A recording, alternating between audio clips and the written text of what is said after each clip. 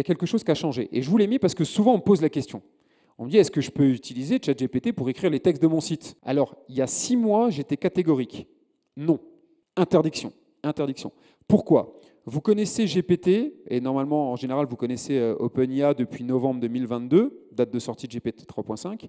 Dites-vous que la première mise à jour de Google pour lutter contre les textes générés par intelligence artificielle, la première mise à jour, c'est avril 2022. C'est-à-dire que vous, grand public, vous n'en aviez même pas encore entendu parler. Google, 6 mois avant, avait déjà déployé le premier filtre qui luttait contre ça.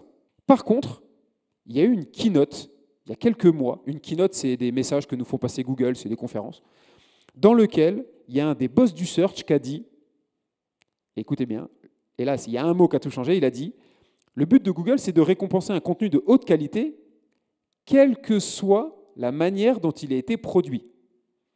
Ça a été une avalanche dans le monde SEO, quelle que soit la manière dont il a été produit.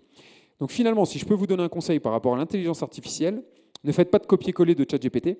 1, c'est pas bon. 2, ça n'aurait aucune valeur ajoutée. On voit très bien que c'est fait par un ordinateur et je suis persuadé que vous êtes quand même bien meilleur rédacteur ou en tout cas communicant que peut l'être ChatGPT. Donc ne faites pas ça, surtout pas, s'il vous plaît.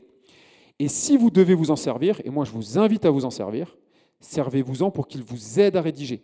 Posez-lui des questions, allez chercher de l'info, creusez un sujet, mais reformulez, faites pas vos textes là-dessus.